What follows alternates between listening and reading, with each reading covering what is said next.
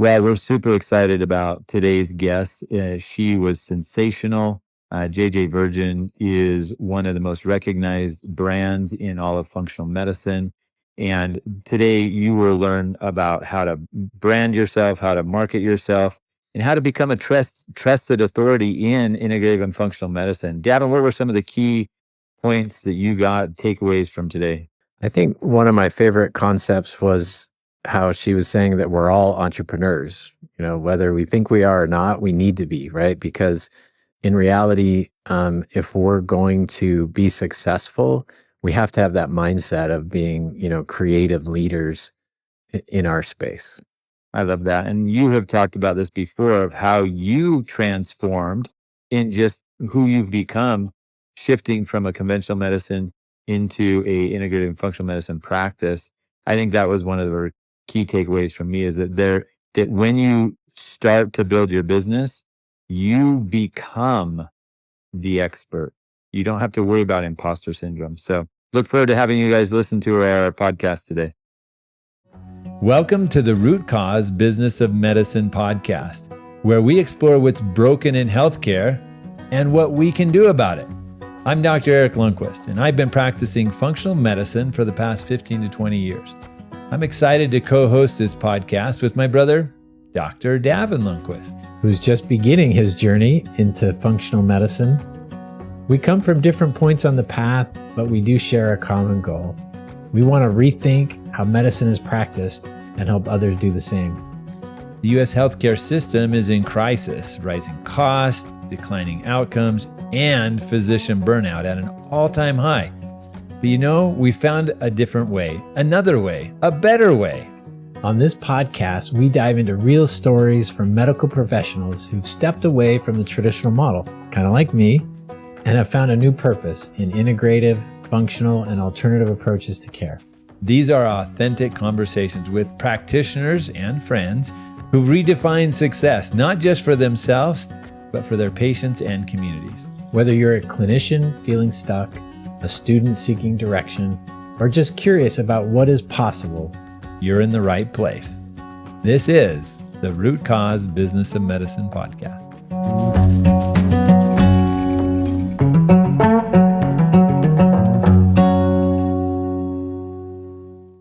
Well, welcome back to the Root Cause Business of Medicine podcast. And I'm Erik Lundquist, and I'm here with my co-host, Davin Lundquist. And today's conversation sits right at the intersection of everything we care about on this show: clinical impact, scalability, and what it really takes to build a sustainable model of medicine outside the traditional system. So because those of you and those of us who have spent time in healthcare have identified this problem of how do we deliver deep root cause medicine without getting trapped in a model that limits our reach, our time, and our impact, and then try and make money doing that, we brought on a special guest today to help us solve that problem. Today, we're joined by JJ Virgin, a nationally recognized nutrition expert, a New York Times best-selling author, and a true pioneer in building and scaling businesses in the functional medicine and health space.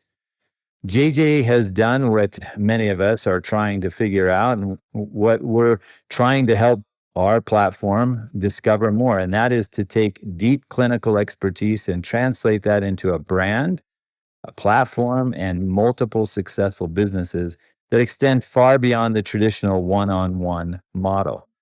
But her journey wasn't just about business. It was shaped by real-life challenges, and JJ, I'll be interested to hear your thoughts on how this really shaped your career and your path. But your son's life-threatening trauma really helped to redefine your focus and your mission. So in today's episode, we're going to dive into what it actually looks like. Move beyond the limitations of traditional care model, build trust and authority at scale, create multiple revenue streams without compromising integrity, and ultimately design a business that allows you to have a bigger impact while staying aligned with why you got into medicine in the first place.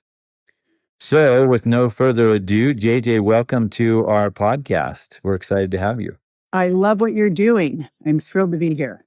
Well, thank you very much. So maybe give us a little background for those few people who don't know you and know, I certainly, I know who you are and the great impact you've had, but I maybe don't know your story from how you got from being a clinical nutrition specialist in functional medicine into the point where now you're mentoring thousands and thousands of practitioners to help them create a sustainable business model that allows them to not only have a quality of life practice, but have revenue to help maintain that quality of life. Well, it was all by accident, to be honest, as everything is. Yep. I feel very fortunate in that I've always been interested in nutrition and fitness. And then I got turned on to like health and functional medicine and hormones. But I've always been interested in this. Like in high school, I taught calisthenics. At UCLA, I started teaching aerobics, and then someone asked me to come to their house. I started personal training, and that's when I went off to grad school in exercise science. But the great thing about all that was I couldn't take insurance. There was a couple very important things. I couldn't take insurance, and I had no model to follow. When I first started personal training, there were three of us that, as far as I can tell, it was me and Mark Sisson and Tony Horton, maybe four, Body by Jake, but there was nothing to follow, and there was no way to promote, and there was no book people were going to read and come find me. So I had to figure out how to market myself, and I had to figure out how to create a program that wasn't me trapped trading time for money. And I was stuck in that very, very fast and got out of that as quickly as possible. And my whole first driving purpose, we all have like, what's the purpose? The first purpose in college was to never have to go have a desk job and wear a suit, and to never have to ask my parents for money. Those were the two, right? And, and I paid my way through graduate school and doctoral school. But what I discovered very quickly was that I maxed out fast with how much money I could make. And, you can just keep raising your rates, but at some point it's ridiculous. And so the first thing I started to do was hire other people and package into programs, because I also learned that if you had people pay as they go, especially if you're in nutrition and fitness, and someone's going to come see you on a Saturday morning, Friday night, you get the phone call, right? I'm sick. I'm sure you're sick.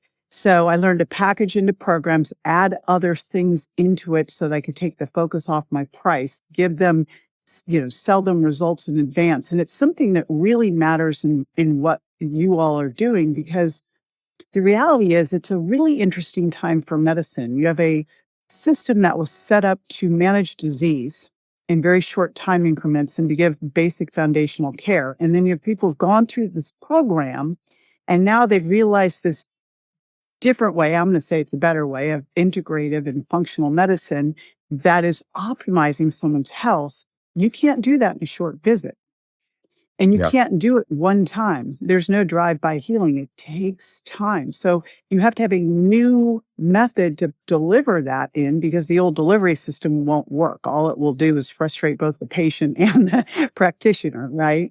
Yeah, no, I totally agree. And I have to ask you, because we had a professor at Occidental College who may have been at UCLA at the same time you were. Do you know Erik Sternlicht by chance? No, but there's a lot of people at UCLA. Yeah, no, there is. He was in exercise physiology, and he came over to Occidental College, and well, I was a theater, so I went to UCLA on a theater scholarship. Oh, really? And quickly realized my first year that was a really stupid major to have. The big joke at UCLA at the time was that we were all going to become waitresses. There was a restaurant in Westwood called Ships, where they had toasters on the tables, and that's where we were all going to go to work after UCLA. And I thought, yeah, that's not what I'm going to do. The funniest thing is, I paid my way through UCLA catering, even catered the '84 Olympics, and teaching aerobics and then personal training, and became an English major. And you look at these things and go, what was all of that? The theater major, the English, the catering. But, then I started with all of the developing recipes, and I ended up writing books. So everything works, but there's a lot of R&D that goes in with no clear path a lot of the times. Well, and I'm sure those things help prepare you, right? I mean, your theater background makes you a perfect fit on stage, right? You being able to tell your story, to communicate your message in a way that is not just relevant, but entertaining, right? I mean, people don't want to watch boring stuff, right? So that background, I'm sure, has helped you be successful in front of a camera or on stage. So that's really, really awesome. I actually think that's something that's an important point to make for all of us. And let's just call it out. No more death by PowerPoint, everybody, and standing behind the podium. I used to always laugh that, I speak at a lot of medical conferences and the bar is low, but it can't be low anymore, because the reality is that we are in a trust recession. And that means that people are going to go look at social media to see. 82% of people apparently go to social media to see if the provider, the practitioner, is actually real. And so now you have to show up differently. Again, they aren't looking at an insurance booklet and just going to a doctor. Yep. Now they're going to check you out. They want to hear you speak. They want to see how you. So there's another level, just to add to all of this, that a practitioner needs to now do, is they need to have a message, right? They need to build what I call a trusted authority. I'm always very clear. It's not becoming an influencer and dancing on, social media platform. Please don't. It is taking that expertise, becoming an authority, and becoming trusted, because as you're building business, this is part of what we have to do. Maybe, so, my kind of view on this podcast is usually more around like personal development. I have kind of a real interest in that, of like thinking about, where do we, doing that inner work to kind of, so it's not just about, the tactics or the mechanisms or the strategy, but also like who you're becoming, as far as like how that might show up in what you're doing. And so for you, and maybe for our listeners, how do they maybe reconcile where they are, because I think each of us may have some strengths already that we could leverage without having to become or, follow the pattern of other people, but maybe like tap into like who they already are, know thyself, and feel comfortable with maybe looking at what their current existing, strengths are that they can capitalize on to become those things that you just mentioned. Okay, there's a formula. I'm very left-brain formulaic, so I'm going to give you the formula for it. And here's the thing. Success leaves clues about the model you can follow, but we all have to be the snowflake, the category of one, right? And so I created a model that helps anyone be the category of one, because what you just said is so important. It's already in you. There might be things you need to amplify, but you've got all of it. It's just learning how to message it correctly. So I put together something called the Trusted Authority Triangle. Incidentally, Davin, the middle of that triangle is you, because the reality is the best part of building a business is who you become in the process. And we also know that as you're building the business, it's going to bring up all your stuff. In the healthcare profession, what it brings up the most, and I know from coaching thousands of people, is, and for myself, is imposter syndrome. Who am I to do this? Right? Now, here's my reframe, because this has been showing up for me forever. And I finally went, what if imposter syndrome, that who am I, is actually you just stepping into a bigger and bigger game, a bigger platform, and, getting outside of your comfort zone. And in that way, I reframe imposter syndrome to be a really important part of the journey and a sign that you're playing a bigger game and a good thing. But if you look at a trusted authority triangle, what I have on the very bottom of this triangle, and it's very important, is trust. And the reality is, getting attention out in the world without trust is meaningless. It's worthless. It's not going to do you any good. But the way that a practitioner establishes trust in 2026 is very different than how they would have established trust in, 1980. Because trust is established through vulnerability, relatability, showing your humanity, not TMI, not like, but just so people can see that you're real. You talked about my son's accident. When that happened, and when I wrote the book about nearly losing my child and what that felt like, that actually cracked open some things for me that people hadn't seen, because I don't tend to show a lot of vulnerability. And I think most people don't, they're not comfortable with it.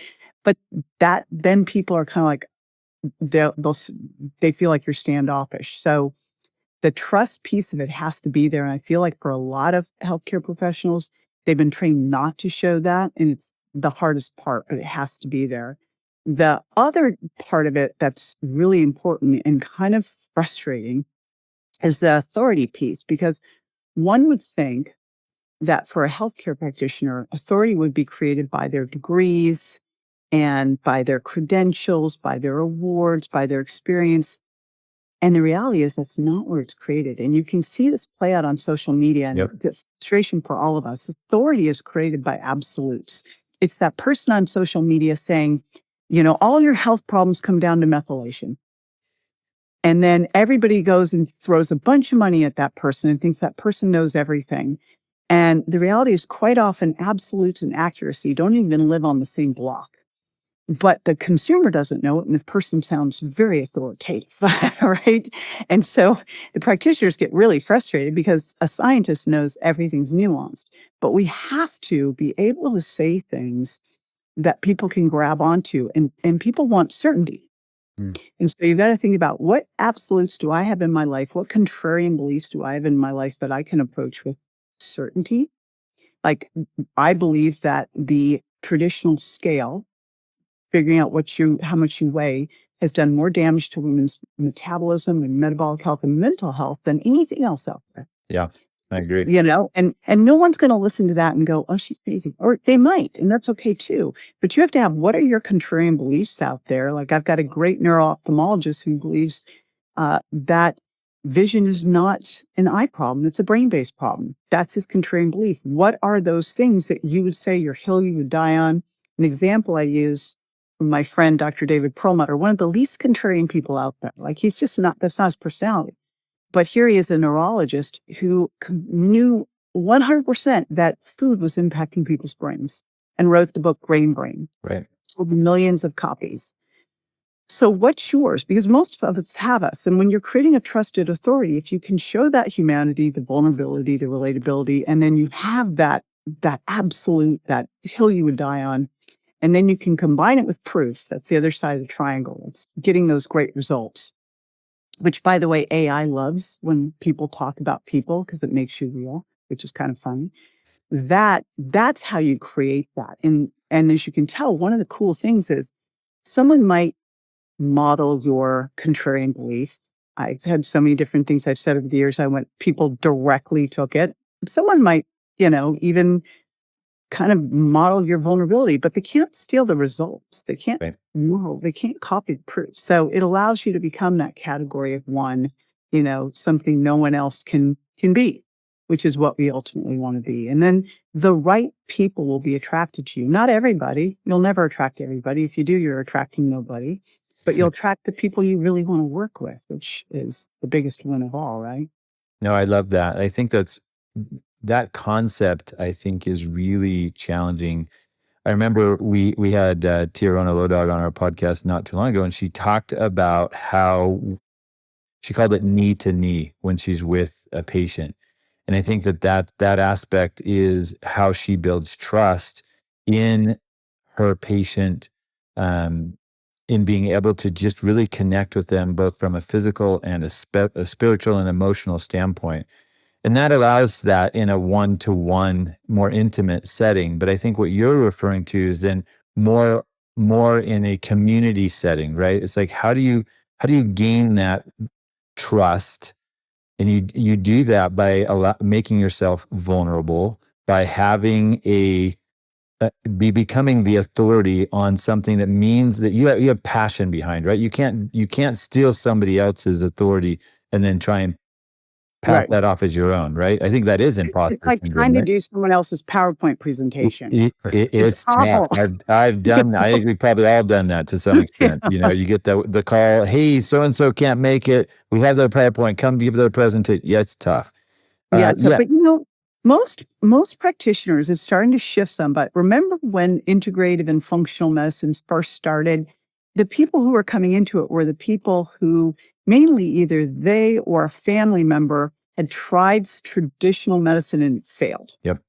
And so they ended up like going, I've got to look for other options. And then they end up in this area.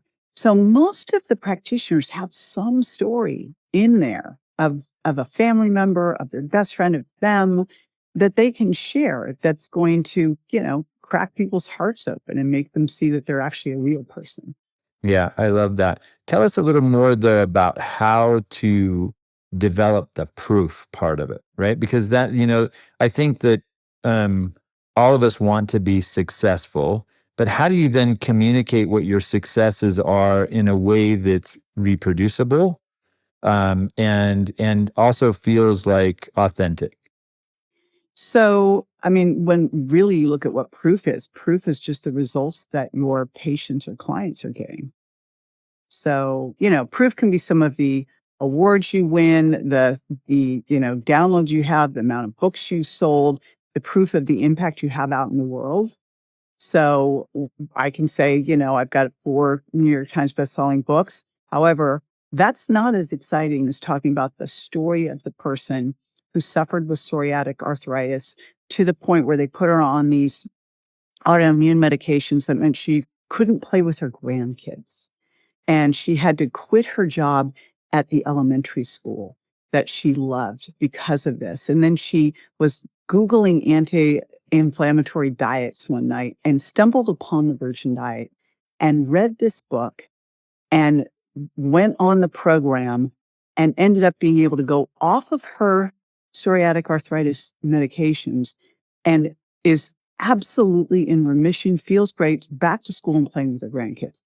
Which one made a bigger impact? Right? One is like, okay, I've sold 1 million of copies of a book. Okay, it changed someone's life.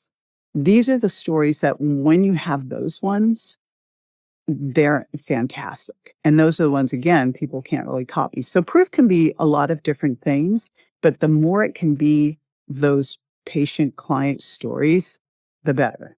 Yeah, that's what I was hoping you were going to get to, because I think it's that, and we all have it, right? We have multiple stories.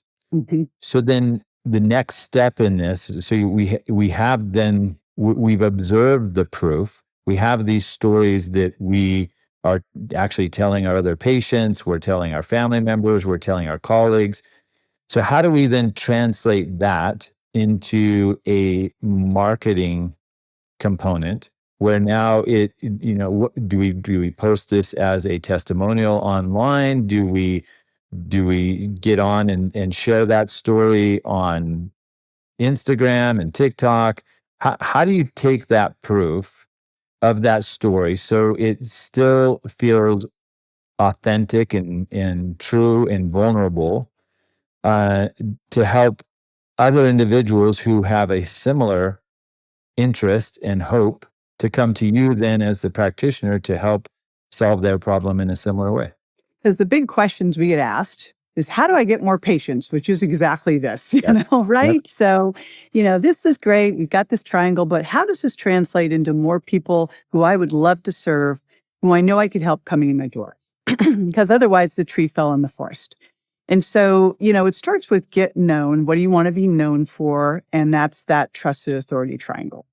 And then you've got to get found, so that now they got to find you. And there's a variety of ways to do this. Now, AI is changing the game, as we know. And so, the first thing that I would used to always say was optimized for SEO. Now it's optimized for SEO and AEO. And there's some things that are similar and there's some things that are different there. One of the things that AI loves are all those, stories and proof and ratings and reviews. And it also is going to pick up information about you if you've published things, if you're on podcasts, if you're speaking places, if you've got social media. So it's looking for all of those things, because ultimately the very best thing that could happen is that someone is looking for a practitioner who has studied at, UCI and specializes in Hashimoto's thyroiditis, that is still in the Irvine area, and they chat voice chat that into Chat or Claude or one of those places, and they are recommended because, Google's going to send you all of this search, and a lot of it's paid. Chat doesn't do that, not yet. And it's all recommendations, and there's 3 of them, and it's way higher conversion rate. So that's the first one. The second thing, and so you want to do that. And so if you're listening right now, one of the things you'd want to do is type your business into a couple of the different AI engines you're using and see what comes up. Type your name in, see what comes up, and then describe your patient as if you were your patient describing what you were looking for and see what comes up. This is what you want to see is, are you even on the board? Are you showing up? Right? So that's the first piece, because we spend all this time on a website, but nowadays when someone is recommending you, it's a 0 click. They're not sending you to the website. So saying this, you're going to have to be on social media a bit. And I don't think this means that you have to be all over the place, but you do have to have some kind of presence as if it was a website, really showcasing who you are so they can at least go over there and go, is this person real? The next thing is, I am a big proponent of having 5 to 10 great collaborative partners. The more you get clear on what it is you do, and don't try to be everything, but like, let's say you're focusing on, women's bioidentical hormones, or you're focusing on Hashimoto's, or you're focusing on osteoporosis, then everybody who shares the same type of patient, and you collaborate with each other. This is how I've always built my businesses. It's the number one way I did it. And I've done it because people are transferring trust. So it's hugely effective. The other big effective one, of course, is your patients referring other patients. And generally, they just need to be a little encouraged because they forget about it. So letting your patients know that you are actively looking for a couple new patients that are like them. So just if they have anyone they want to refer, you'd welcome it, is a big one. The other one is speaking locally. When I started out, and each time I used to move around a bunch, I couldn't decide if I wanted to live in California or Florida. So I'd jump back and forth, and I got it to the point where I could build a fully stocked business, fully loaded, with a wait list in 3 to 6 months. Wow. And the way that I would do it is I do local TV. I don't think that really matters anymore. And I do a lot of local talks, and I do that collaboration with the people that shared the same clients as me, which, by the way, could have been the high-end hair salon, it could be the esthetician, it could be it was all anyone who shared the same type of client or patient, we'd refer back and forth. But local Let me interrupt you Mhm. real quick. Would you then recommend that they film that lecture now? Because, where you said TV was more, because really the goal of TV was to get in front of more people, right? Right. If you're doing this local talk now, if you record that, right, you could post that on social media, you could post that on YouTube, Facebook, then it gets you in front of a few more people than you would at that moment, the live entertainment. Would you suggest doing that? Oh, I'm so happy you said that. So I will tell you that part of my contract now, wherever I speak, and then if they're not capturing it, I do it myself, is I always come out with the video. I always, always, always do it for a couple reasons. Number one, we can take it, we can do a long form and put it on YouTube. We can split it up, and we can make short ones that we can put on different platforms. Reels, yeah. I think we should pick our primary platform that we focus on. If I was starting all over today, I'd pick YouTube. I'd probably pick YouTube, and then I'd take the audio cut of it and put it on a podcast. And if I was doing YouTube and I did some shorts, I'd have at least a presence on Instagram. I think it's probably pretty important, but I'd focus on YouTube the most because it's a search engine. So, and for a lot of what we do, it's educational. And we need to educate our clients, our patients on what we're doing. So it gives you the opportunity to do that, because as we all know, if someone comes into your office and they've had the opportunity to hear you speak or to listen to 10 to 15 minutes of what we do, they're going to be in such a better place to say yes to the program you're going to offer them. So local talks, absolutely record them. And here's the other piece that you need. Here's the missing thing. And this is very funny. Do you know who Joe Mercola is? Dr. Mercola? So Dr. Mercola, ages and ages ago, was the first real big health website on the internet and had the biggest one for years and years and years. And early on, I wrote a book and I was like, what should I do with this? And one of my friends said, Dr. McCullough launched his books. You should go ask him. So I sat down at dinner with him and he said, JJ, the money is in the list. And I was on Dr. Phil at the time every week. And I go, well, what list are you talking? Where is this list that the money is in, right? And I had a website. This was 2007, but I did not have a little box to put your name and email, which means I have no way to nurture a relationship with the person, because it turns out that when someone is checking you out, about 50% of the people kind of looking, evaluating, maybe putting their name in your get your newsletter, your book or whatever, will make a buying decision in the next 18 months. Only 3% of that 50% will make it now, and 15% of the 50% over the 3 months. The rest are over 18 months. So I think one of the most important things we can do is, as we're creating, we're out speaking, we are doing video, we're doing all these things, that we have a way for people to come back to our list, and then we're able to nurture them so that when they are ready to say yes, they say yes to us, not to someone else because we never talk to them again.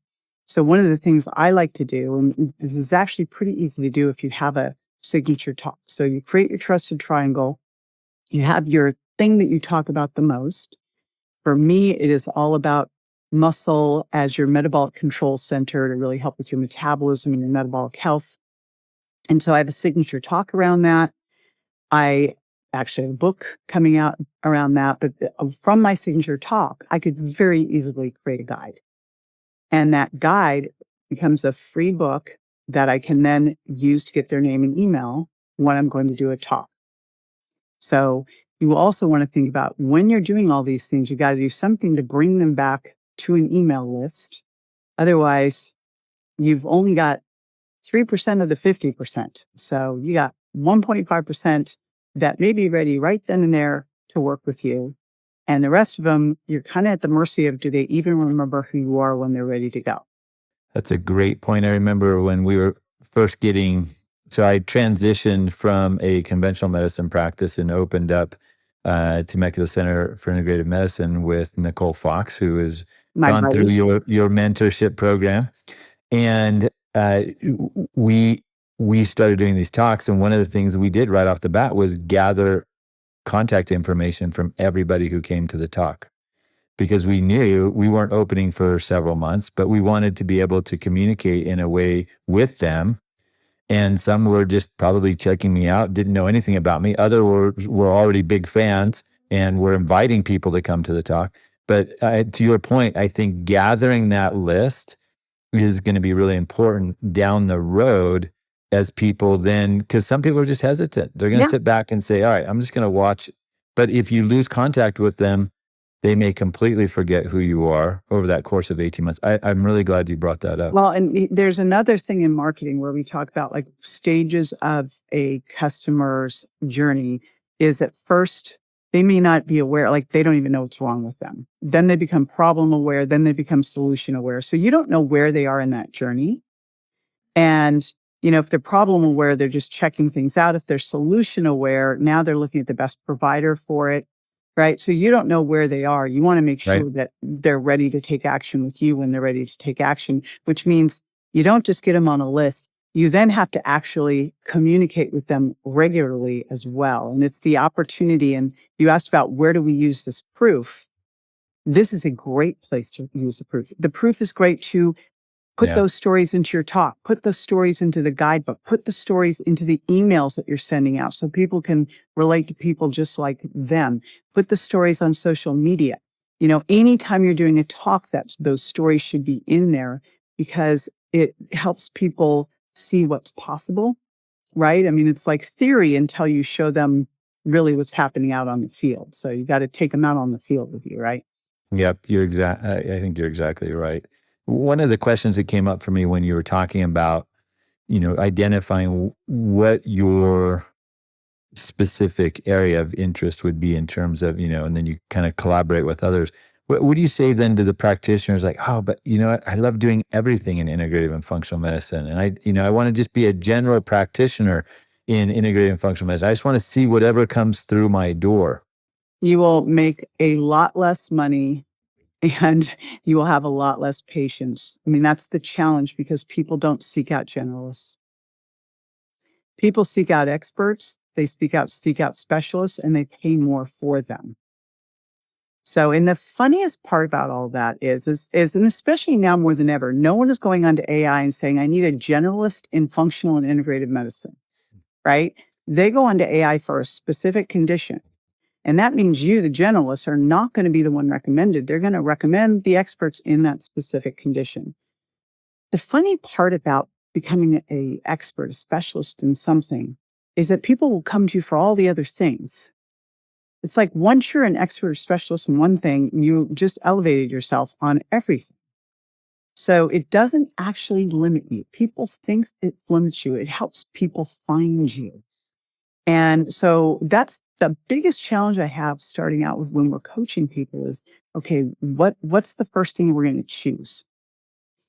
And that is the fight, the struggle. I like doing all of it in in complex cases. I'm like, that's totally fine. You're still going to end up doing that. And even let's say someone's going to says, I'm going to focus on hormone replacement therapy.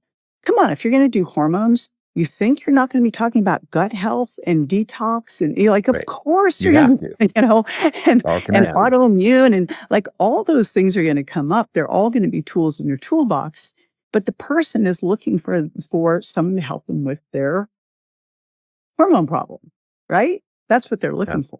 So no, I think, I've noticed that in my own practice. And, if you're not aware, JJ, I was a traditional primary care and kind of more of the Western healthcare model for 20 some years, was a CMIO with a health system, et cetera. And just in the last 2 years, I kind of broke free and I'm now doing, more of an integrative concierge, private practice model. And my interest is more in like longevity and optimization. And to your point, like those are the patients, that's my sweet spot, right? Like patients who come and they're already fairly healthy and they're like, hey, I want to remain healthy. I want to optimize. I want to, in our culture today, there's a lot of older parents now, like older new parents. And they're like, hey, I got to be around forever. So they want this, longevity is like the hot topic. But what happens is, you get a little bit of a reputation and then someone comes to you and they're like, oh, would you take a look at this case? My friend, they're super sick. Would you talk to them? Right. And you're like, okay, I'll talk to them. And then you realize, oh my gosh, this is a complicated case. And I'm thinking, yeah, this should go to my brother, Erik, who's been doing functional medicine for 20 years. But they are like, well, will you at least try and help me? And I'm like, yeah, of course. I mean, we can at least get started with some basic things. We can, to your point, let's check your hormones, gut, genetics, your biomarkers. And we're going to be able to make a big impact regardless, whether I have, 20 years experience or not. So I love what you're saying. It's so much easier and more fun too, like to really hone in on an area. But I will tell you a funny story. Back, when I was seeing people one-on-one, I had someone wanted to send me an AIDS. A friend of theirs had AIDS. And I'm like, I work in weight loss. I know, but I mean, just the same thing. I'm like, there's like, this is so far beyond anything. Like, I don't even know what you're talking about. So it is definitely a thing, but it's also, gosh, it's so freeing when you just decide, I'm going to focus on longevity and optimization. So I'm going to just become obsessed with that and learn everything about this. Because granted, yes, could you put all these models into AI and it would pop out what to do? Sure. But, then you've got someone else who says, I work complex environmental medicine cases. Great. Send to them. Yeah, exactly. It's interesting that you say about ChatGTP. I had this experience not too long ago. We just transitioned to adding a membership program to our practice. We still take insurance, but we realized after not getting any increase in reimbursement for over 11 years that we needed to do something because our overhead kept climbing. And staff salaries were going up. California keeps raising the the lower limits of what, you pay somebody. So we decided to do a membership. So for the first time in like 4 years, I'm taking new patients because my practice was kind of closed. I couldn't take any new patients. But because I set my price point as such that now I lost the patients to some of my colleagues in our practice, I was opening up and seeing new patients. And I had a patient come in and tell me that they Googled, or not Googled, they went to ChatGPT and said, who is the best post-COVID long hauler doc? Mhm. And it put my name in there. Well, I hadn't put anything on our website or anything, but I had given a talk and put it on YouTube for the naturopathic school up in Bastyr. And I talked about how to treat long COVID. So all of a sudden now I'm the authority, and it listed me out in Wow. Southern California as the top COVID long hauler practitioner. Wow. Hope you want to do that. I actually enjoy it because doing, and to your point of finding something that you're passionate about, and when you teach it, it becomes part of you. Yeah. And then when these patients come in, I have a plan for them, right? Yeah. Having a plan for somebody gives you that authority, right? Patients come in, and when you have a plan for them, they know, hey, this person's going to be able to take care of me. To Davin's point, not on every level, but it's going to be a start. And, our mantra is that hope begins from the time they enter the door till the time they leave. So hope and healing, right? And so I think that's really an important aspect of it. I also want to call out that you did something interesting. Some of the things that we teach at Health Business Growth Collective in terms of business models, because as we're teaching physicians to package into programs, to shift, the biggest questions are, how do you shift from insurance to cash pay? We move them off of fee for service into some kind of programs, but there's all this fear and trepidation. I was thinking of a doctor we have in Calabasas, Thousand Oaks area, who was seeing 4,000 patients a year, and she went to 150. Basically, her revenue is like double or triple, and she's working less. But we do have a model that we teach, which is, you bring in a membership model so that you can do the extensive work, and you can still use insurance for what insurance will pay. And then the membership model covers the rest. And so there are those different ways to approach this, depending on what someone wants to do, so that you can do care in the right way. Because if you try to do care just on an insurance model, as you were seeing, right? Yeah. And you're trying to do optimized care in a basic insurance model, something's got to give. And it's usually the practitioner getting completely wiped out, burnout. And I had one of our doctors was, when he came to us, he was going broke, like trying to treat this way, waiting for insurance reimbursements, not having enough time. And it was just killing him. I think, obviously, you're an expert in this space, so we could go very deep on sort of the tactics of some of these different concepts and topics. But maybe, as we come up on time here a little bit, some of the things we've covered, I wonder if, obviously, I think it would be wise for people to look up your program and maybe consider it. But just categorically, if you were to sort of hit some topics or some categories that people should think about as they get started. Like, one, it's obviously is who you are, right? Like creating your brand, your authority, like your message, like who you are, your niche maybe. And then it appears to be maybe some tools and or pay for services, like the ability to capture a list, right? Maybe even how you design your workflows in your clinic so that you can be efficient and effective in delivering whatever, knowledge that you have. But if you were to kind of just say, hey, what are the top 3 or 4 things you should put in place in different categories of your business, could you help us sort of think through that maybe for people? Yeah, as you can tell, there's a lot of things, and it can get very overwhelming. So actually what I did with my mentor team, and a lot of these things, I was doing this first myself. And then one of my girlfriends, I don't know if you know Dr. Anna Kabeka, but I met her at an IFM 7-day workshop. She was like, you have to teach me what you're doing. I go, I don't know how I'm doing what I'm doing. But she finally badgered me enough that I had her, she hired me, and it forced me to start to make this systematized. Yeah. And so now what we've done, because I think for physicians, clinicians, we tend to be more left brain and more systematized. Mm-hmm. And so what we did was we created a health business ascension model to help people go all along the way. In fact, I can give you this with a link with a quiz attached to help people see where they are. And it has every step and then what things are important each step. But I'll just give it to you a high level and then people can get this. Is generally one of the things that we as practitioners will always have to do, and it's where I probably spend most of my free time is in learning. Like, especially now more than ever, it's like there's new research, there's like so many things.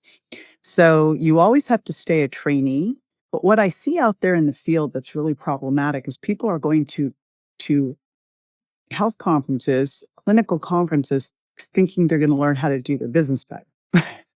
Yeah. And it's like going to a manicurist to get your hair cut. This would make no sense whatsoever, right? Or going to the gas station for a gourmet dinner. So you're not going to learn business at a clinical conference. So what happens next is you find a better way, which is what you started to see. I want to do longevity. And then you try to pull it into a traditional model. It doesn't work because traditional models, fee for service, transactional, very transactional businesses, you're selling transformation. And so the first thing you have to do is create a foundational program that offers that transformation. The challenge I see with people is a lot of times they're in a transactional model and they're so burnt out, they think, I'm just going to go hop over here and create a course and it'll be great. And then I don't have to do this anymore and I'll sell it for $9 and I'll sell millions of them or some ridiculous. I mean, I hear this all the time. Or they'll get preyed upon at a conference and someone will sell them a $25,000 course that they're going to make. And it's field of dreams. They think that if they build it, they will come, and they don't. So it's really looking at what you have already and packaging it into a process that you sell as a program. That's the first thing. And that's really what someone needs to have and do. Now, below that, like we always go, you start with you're moving out of transactional to transformational. It's a program. It's understanding that brand, that trusted authority. Once you have those things, then you can start to look at what systems and operations and all of that do I put in place so that I'll be able to scale my business. You're not scaling your business. Everybody wants to scale their business, but unless you have the systems and operations in place, you put your foot on the gas and everything breaks fast. Yeah. And I know that because I've done that. So we actually started in our health business ascension model. Once you've had that, you've created that idea of the people you want to serve, your trusted authority. You then create your program. From your program, you decide that customer journey. You can now get the program. What am I going to do to bring people in? What am I going to do after the program? We pull them into a membership after the program. What are the optimizations that I need to put in place? And then you scale. So that's the basic format of it. There's things you're going to need in marketing and in team and in tech all along the way, but they're not as much as people think. And we've put together a hub of services companies and business companies that we vet, because I find that healthcare practitioners get taken advantage of a lot, and it makes me very angry. They get, quite often, and this is what the Ascension model helps you with, is quite often it's not even that they're buying the wrong thing, it's that they're getting the right thing, but it's the wrong time. They'll be sold that they need to be on TV or they need to write a book, but they don't even know what their message is yet. Right. But it's really attractive. So they're like, I'll do it. And plays to their ego. Of course you should have a book, So that's why we put that all together. So you could do the right thing at the right time in your business and then just continue to build on that foundation instead of being, getting yourself burned early and then run back to a traditional job. I totally agree with that. And I can't tell you how many times I've been approached with, just do this and pay $12,000 and we'll make you successful. You'll never want for patients again. Right? It'll be like magic. I'm like, really? Exactly. And Mhm. I love how you have placed a hierarchy in what's most important first, right? Because you can't start scaling something that isn't organized. Nobody's going to want to participate in it. And how do you create? I mean, it's been a challenge for us. We realized early on, because we were so comprehensive and big in what we were doing, it was going to be very difficult to ever scale what we were doing. We were too diversified. We didn't have a specific message. And so it was really challenging from that standpoint. It is interesting on the diversified side. My second person I coached after Anna Quebeca was Dr. Alan Christensen. And he had he's a naturopathic medical doctor Yeah. in Arizona, and he had a integrative center that did all the things. And I said, "What do you love?" He goes, "I love thyroid." Yep. All right.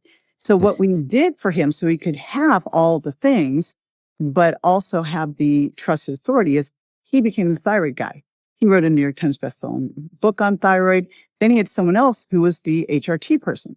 Then he had someone else so we just created the specialists within the, the overarching brand.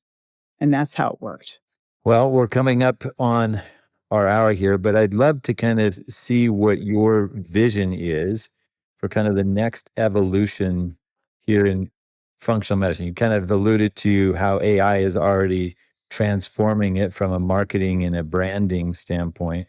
But what are you seeing? Where do you see things going in the next 5 to 10 years in terms of functional medicine, integrative medicine, and the business of that?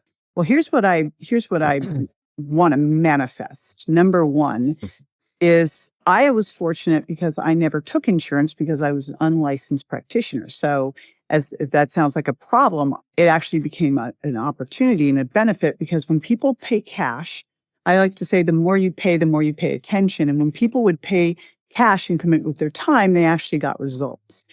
I've always felt that the challenge in an insurance-based practice is that people are going for what insurance will pay for. They're not committed, right?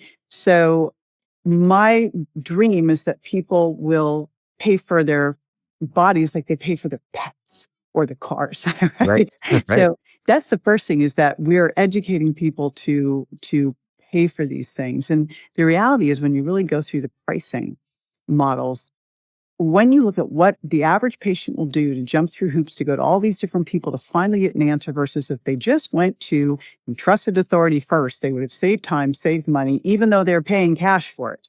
And they would have probably gotten better results because they're committed. So that's the first part is really educating the patient. The second part is having the practitioner understand that in order for them to succeed in the type of practice they want to practice, they actually have to become a CEO, entrepreneur, and brand. And, it's not optional. Otherwise, go work for someone. But if you want to step into this and really do this and really go out there and transform people's health and healthcare, then, it's going to take a lot of personal growth and it doesn't end.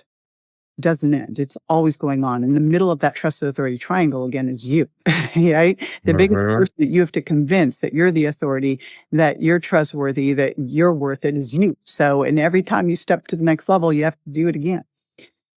So there's that piece of it that I hope. And honestly, while I think that AI and, DTC labs and all that are democratizing health, I think people will seek out trusted authorities more than ever and pay for them. So I think it creates a bigger opportunity for practitioners. But again, they have to develop a different skill set than they ever developed before, which is that skill set of being an entrepreneur and developing a personal brand. Yeah. So why do you think why do you think AI is going to create more of a demand for personal interaction in practice intimacy versus just getting their information from AI? Because if it really worked like that, we wouldn't need any more weight loss books. I mean, this is the thing, like everyone's concerned about AI. And while you can get information from AI, you don't know if it's hallucinating or not. And you still need the accountability, the trust, the person who really cares about you, the person who's going to guide that process. And, yes, you can get a lot from AI. I have a client that I've been working with for years who was like, look what I put all your stuff in for AI and look what it spit out. I'm like, that's great. But he still pings me about all the things he needs to do. So, Yeah. they still want that guidance. I think there's a big role, and there's going to be even bigger role for health coaches. Mhm. And for that, the physician to help steer the ship. So again, but it's got to be someone who's created their trusted authority. The generic, afraid of their shadow, not going to go stand out there, et cetera, you can't do that anymore. You got to be out in front. And so we need you to do that, and I know it's icky and scary. I'm a total introvert, so I get it, but it's part of the deal to be able to go out there and do the work you want to do in the world. I think that's great. And, we can feel your, energy around coaching us, right? Us as, potential entrepreneurs in this space, which isn't what we went You're in to not do. potential entrepreneurs. You are Yeah. entrepreneurs in the space. Guess what? No, it's Own true. it. I'm sort of speaking collectively, right? Because as physicians, that's not our mindset, right? When we Right. enter this field, You're right? But physician entrepreneurs now, though. That's what you we are. have to be, yeah. And really, it's the entrepreneur is the visionary. Your visionary is transforming health and healthcare. We are living in a system that we all know is disease care focused, and we are making that shift. But it's like so disruptive. So many things have to change, Mhm. and that's what you're doing. And you're Yeah. on the front lines doing it. Well, and if you think about it, I think that term gets mixed up for people, right? Because they think of like Wall Street, business folks. And in reality, an entrepreneur is just a creative leader, right? Who's just A finding new problem ways, solver. solving It's a problem problems. solver. Yeah. And that's what that's what we're paid to do Right. already, right? So we Yeah. just have to shift our focus a little bit in what problems we're solving. Right. You just have to learn some of the basics of business. I look at it this when someone asks me, in our two companies that we have, what do? I go, I'm the talent. They ask me a tech question. I go, no, I'm the talent. I need to know how all that stuff works, but I'm not going to be spending my time doing that because that's not the best place for me to be. And so while the physician entrepreneur needs to know these things, they're still ultimately going to want to be where they're the talent, right? So that they can be, that's Yeah. their greatest good. And Good point. Yeah. It's a really good point. Yeah, it's leveraging your skill set and your knowledge to impact and influence many, right? Right.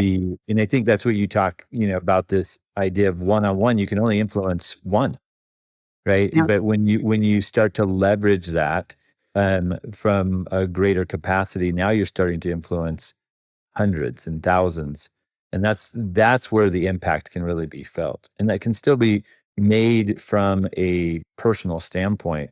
You don't lose that, but it's just done in a little bit different way. But you're leveraging what you know and what you've understood to reach out to a lot more people. Even if all the way that you influence those people was just because you were doing marketing for your business, and part of marketing for your business was creating that signature talk, doing your YouTube videos, and having a guide, a book, so that you would have patients coming in one-to-one, you would still have no idea where all that's going to, and the lives that you Right. start to transform that you'll never talk to, you'll never hear from, right? I was literally just on a BHRT Academy boat cruise, sitting next to a gal who was gushing about a podcast she listens to, happens to be one of my friends, and how it's changed her life and everything. I just took all of that information, sent it to him, because you have no idea. You have Right. no idea the impact you're making out there. But you have this opportunity to be able to do what you love and reach a whole lot more people, and really not just leave a legacy, but live it, right? For sure. For sure. Well said. Any final questions, Davin? No, I think that was a great way to end it, honestly, because I think people have the opportunity to shine their light, right? And it doesn't have to be the same as everybody else, but just get out there, have the courage to, share what you know, and people will respond to that. Yeah, the people who are the right people for you will respond to it. Awesome. So if people want to find and learn more about you, JJ, where should they go?